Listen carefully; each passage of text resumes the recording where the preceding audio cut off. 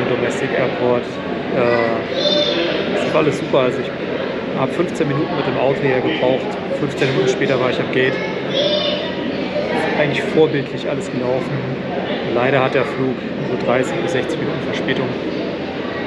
Aber ich habe glücklicherweise die Abholung vom Flughafen organisiert, sodass das für mich relativ stressfrei ist.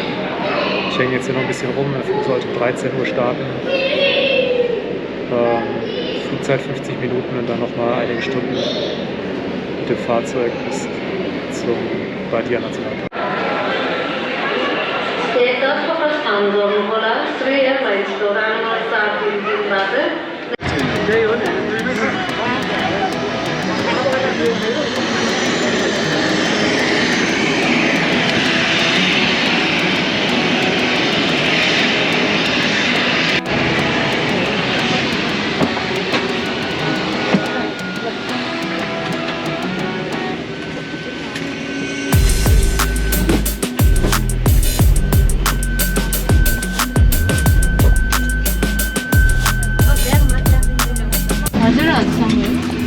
Wir werden jetzt gerade geboardet, so 1,5 Stunden Verspätung ungefähr. Dafür ist das Flugzeug nur halb besetzt, deswegen darf mein Rucksack hier neben mir fliegen.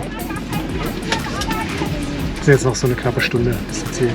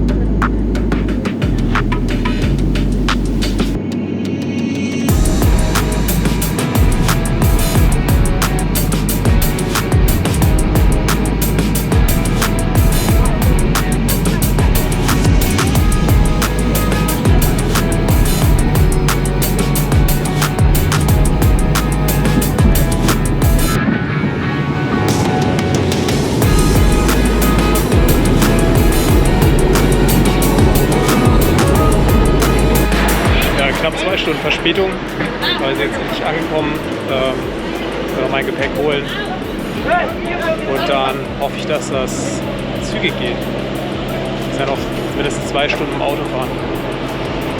Hier ist es deutlich wärmer als in Kathmandu, es sind bestimmt über 30 Grad. Das hat alles gut funktioniert, ich bin quasi abgeholt worden, wir fahren jetzt quasi in die Lodge. Hintergrund beladen wir gerade den Jeep.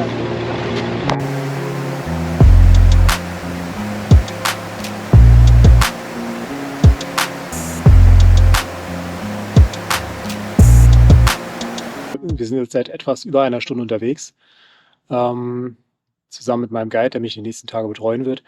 Sind jetzt quasi schon im Nationalpark, haben kurz eben an der Brücke mal gehalten beim Sonnenuntergang und da direkt 3 oder 4 Krokodile plus mehrere Gaviale plus eine ganze Menge Vögel gesehen und fotografiert.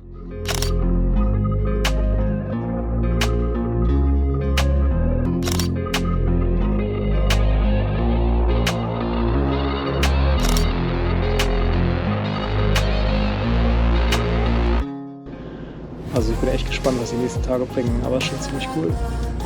Okay, wir sind gerade in der Lodge angekommen, die ist quasi direkt auf der Grenze zum Nationalpark und jetzt mal gucken, wie es hier aussieht. Also schon sehr abgeschieden alles, sehr schön. Ja, ich bin jetzt in meinem Zimmer angekommen. Ich hatte eben noch einen wirklich sehr angenehmen Empfang durch den Manager hier. Begrüßungsdrink, Feuer gemacht. Das ist schon weitaus luxuriöser, als ich jemals genächtigt habe. Und wir sind direkt an der Grenze zum Park, das heißt nachts sollte man nicht in die Richtung laufen, wo die Fahrzeuge stehen, weil da halt natürlich viele Tiere vom Park rein und raus wechseln. Und ich bin nochmal darauf hingewiesen worden, dass ich mich nicht von irgendwelchen Tiergeräuschen erschrecken lassen soll. Wenn irgendwas Schlimmes sein sollte, kann ich laut rufen, kommt jemand. Also ich habe noch nicht so viel gesehen bis jetzt, aber ich bin schon schwer angetan davon. Und morgen 6 Uhr Frühstück. 6:45 Uhr geht's los. So ist jetzt kurz nach 6. Ich bin soweit fertig, will jetzt was frühstücken. Und dann geht es um 5:45 los. Sonnenaufgang ist ungefähr um 6:30 Uhr.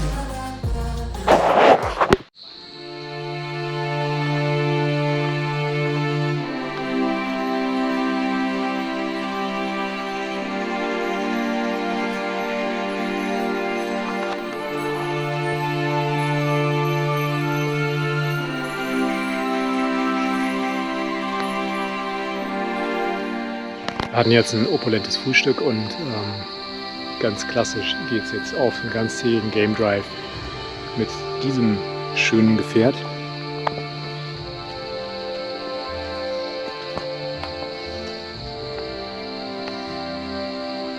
Hier ein offener Land Rover Defender. Sehr schön.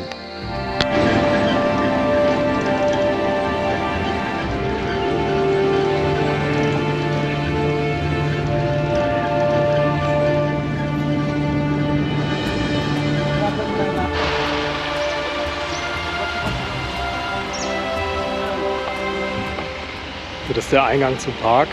Wir haben jetzt etwa kurz vor 7 und es gibt nur diesen einen Zugang. Man muss sich hier registrieren, Papierkram. Wie man sieht, sind schon einige Leute hier unterwegs. Und unser Game Drive beginnt quasi hinter dem Tor. Wir haben auf dem Weg hierher schon ein bisschen Axis gesehen, einen Muntjak, einige Vogelarten. Hoffen natürlich, dass wir noch ein bisschen mehr sehen werden.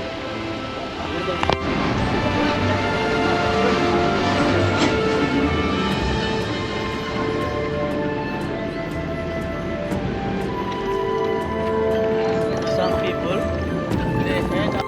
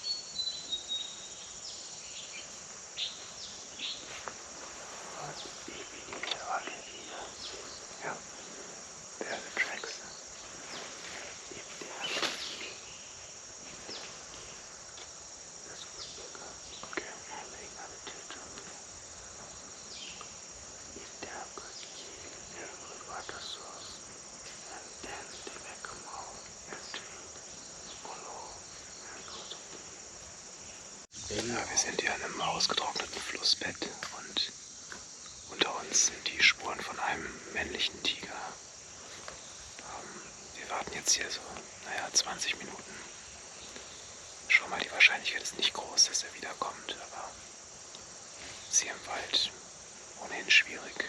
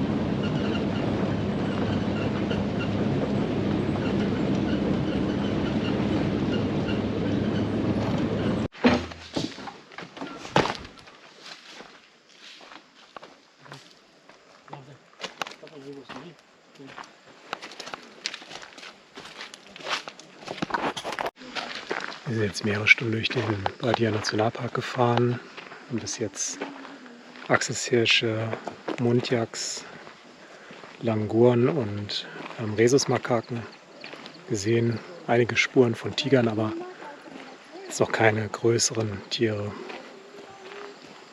So, und gleich noch einen Viewpoint. Und dann schauen wir mal. Ich denke, die größte Chance hätte man hier, wenn der Park schon so gegen 4 Uhr aufmachen würde und man würde in der Dunkelheit irgendwo so ein Versteck beziehen.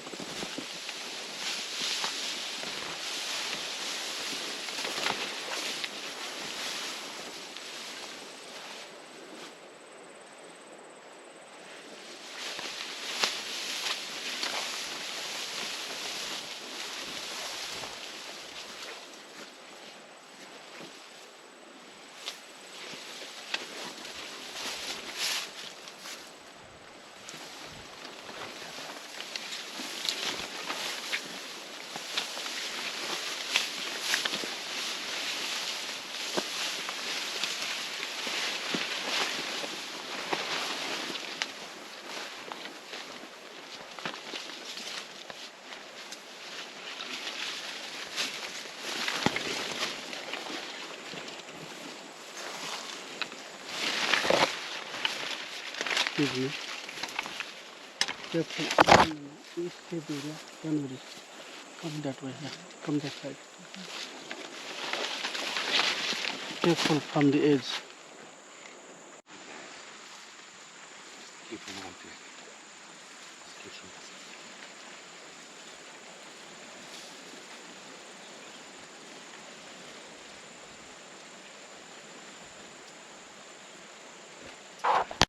So, im nächsten Beobachtungsposten eingenommen.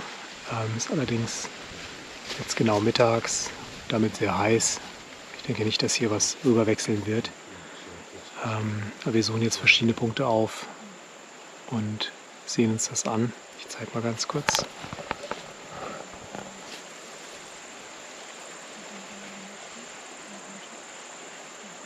Ein sehr schöner Ort. Ich denke, dass man hier morgens wahrscheinlich die besten Chancen hat oder abends.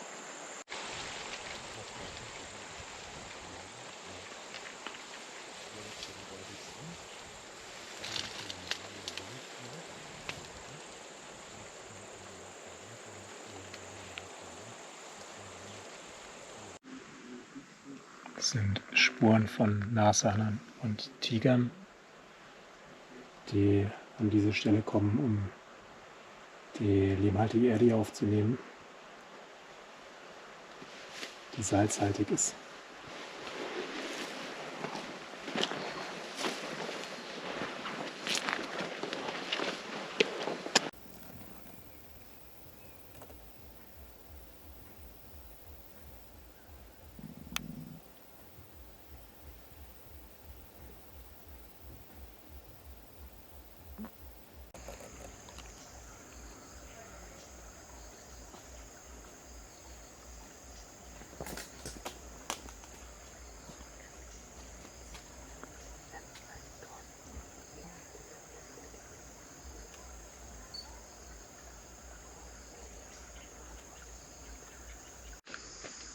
Die Sonne geht langsam unter. Wir haben gerade noch eine Gruppe Otter gesehen. Ich zeige mal kurz die Umgebung ein bisschen. Ich glaube, am lohnendsten ist es tatsächlich, wenn man hier sich einen Punkt aussucht und hier längere Zeit bleibt, vor allem zu den Morgenstunden oder zur Dämmerung dann. Vorhin haben wir Leoparden gehört. Eine andere Gruppe hat tatsächlich 2 gesehen. Aktuell ist Paarungszeit. Wir konnten die leider nicht mehr sehen. Ein Nashorn haben wir gesehen auf große Distanz, um 300 Meter ungefähr. Wir müssen leider den Park dann bald verlassen, weil die Pforte geschlossen wird. So, ich bin gerade zurück von meinem ersten Game Drive. Wir sind heute Morgen so um 6:45 ungefähr ganz klassisch mit so einem offenen Land Rover zum Gate gefahren. Es gibt nur einen Zugang zum Badia Nationalpark.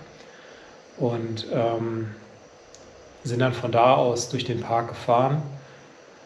An Spezies, also jetzt nicht so viel gesehen tatsächlich. Es war hauptsächlich halt Axishirsche, jede Menge, Muntjak und Languren, dann Rhesusmakaken. Wir haben Tigerspuren gefunden, keinen Tiger gesehen. Haben ein Panzernashorn, ein indisches Panzernashorn gesehen auf relativ große Distanz gegen die Sonne beim Trinken auf ca. 300 Metern. Später nochmal, ich nehme an, es war ein Zwergotter, auf jeden Fall so eine Otterfamilie gesehen, das war gut. Haben dann mehrfach Leoparden in der Nähe gehört, so unter 100 Meter, also 50 bis 100 Meter sowas entfernt. Die sind nur leider niemals zu uns in Sichtweite gekommen. Jetzt am Abend beim Zurückfahren dann auch einmal das Angstgeschrei der Affen gehört. Da war auch ein Leopard in der Nähe, haben dann gewartet, aber leider nichts. Da man sich auf den Wegen im Park nur relativ langsam fortbewegen kann und der Park nur einen Eingang hat, geht relativ viel Zeit damit verloren, dass man in den Park reinfahren muss. Das limitiert so ein bisschen die Optionen, weil natürlich der Park macht erst um 7 Uhr auf, das ist schon ziemlich spät. Und dann wird es relativ schnell heiß und so um die Mittagszeit sind die meisten Tiere im Schatten, gelegentlich kommen mal eins zum Trinken. Und man muss auch draußen sein, wenn der Park wieder schließt. Das heißt, man muss so gegen 16 Uhr sich auf den Rückweg machen, wenn man eine Stunde durch den Park zurückfährt.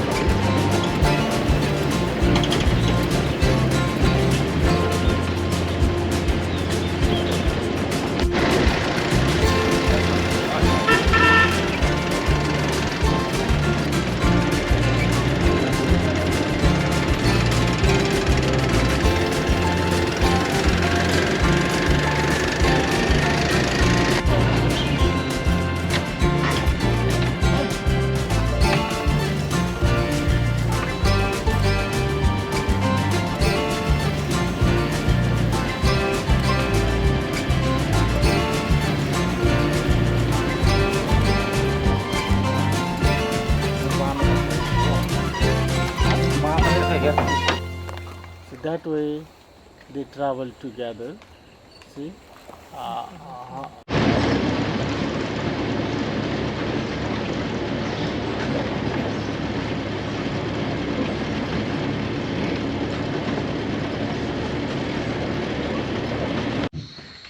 Aira.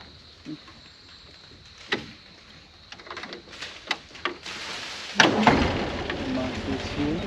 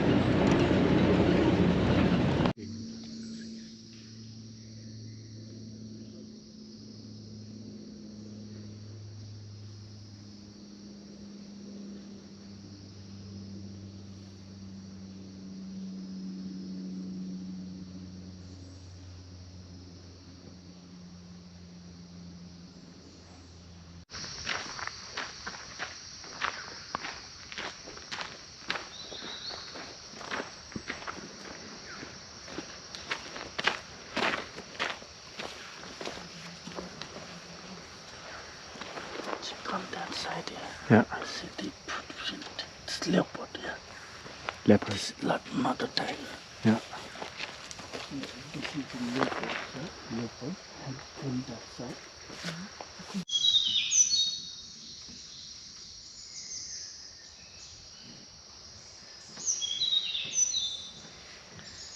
Mostly they are very, very nocturnal. Yeah? Mhm.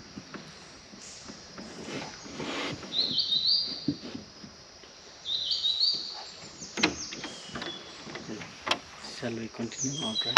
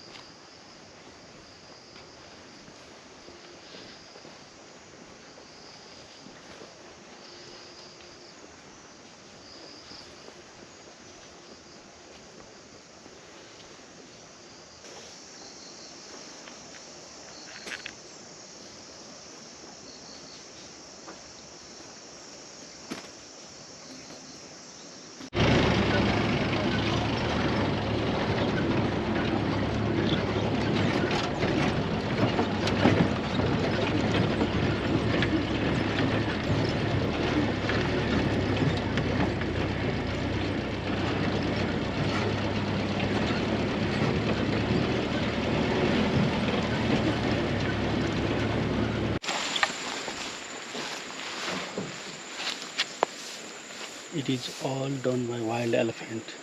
Ah, okay. So the elephants use this track.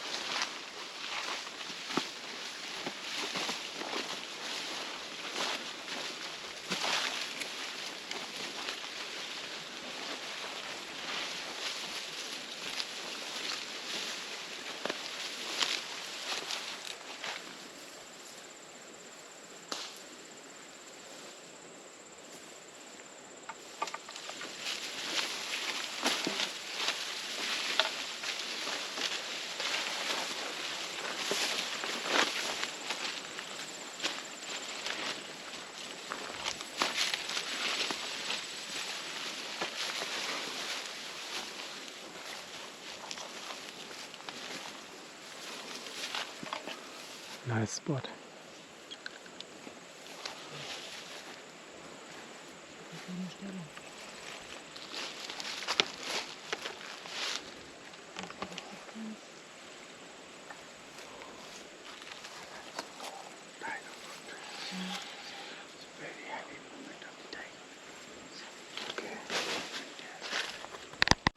Okay, hinter mir ist das teilgefüllte Flussbett und was man hier auf dem Boden sieht, das sind alles Tigerspuren im Prinzip.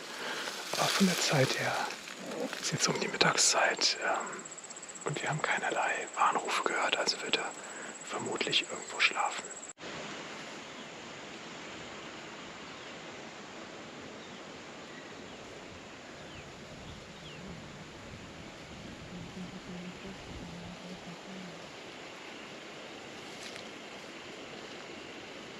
Hinter mir, ungefähr 300 Meter in die Richtung, haben wir gestern um die Mittagszeit ein indisches Panzernashorn beim Trinken gesehen.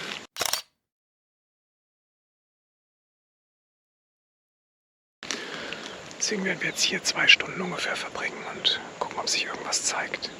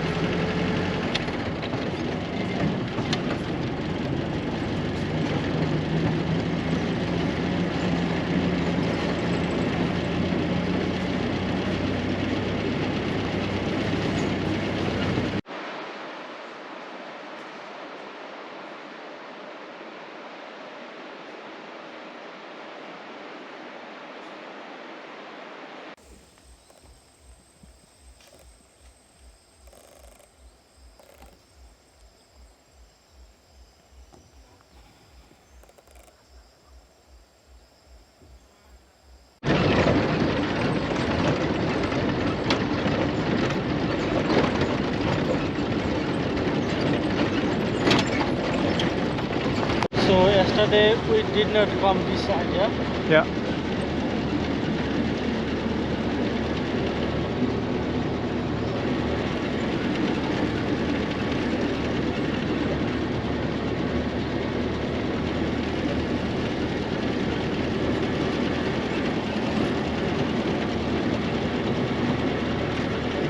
Ja, hinter mir Fluss befindet sich noch so eine Kreuzungsstelle quasi, bei der Wildtiere über den Fluss ziehen. Das Wasser ist hier noch ungefähr hüfttief.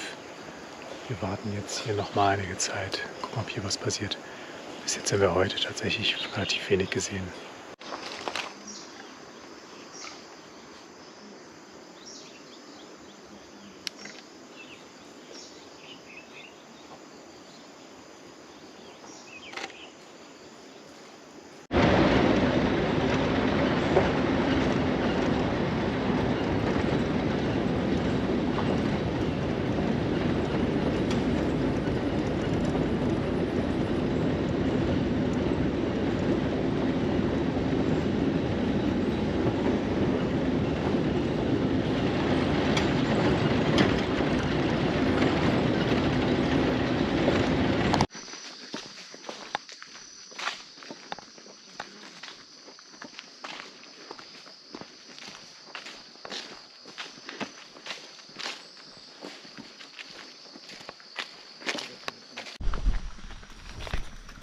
Nashorn.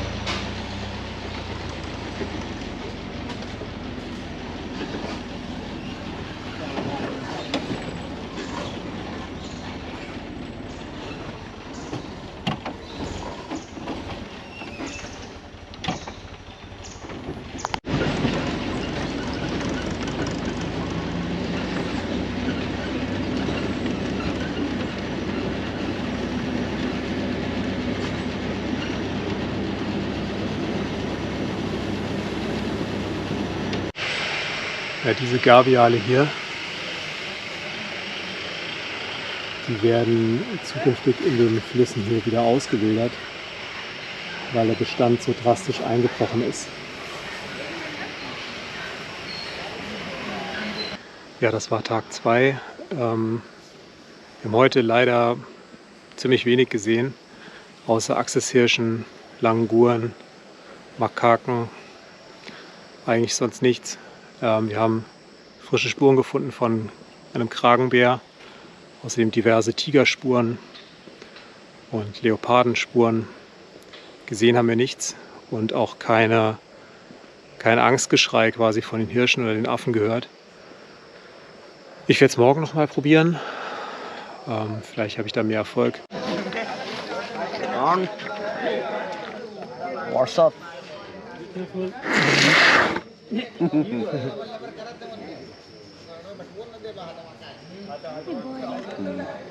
Nati.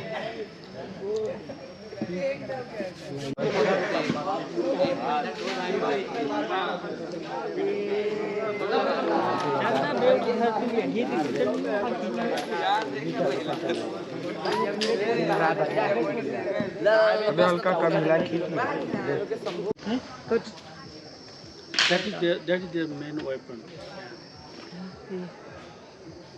They charge for the task.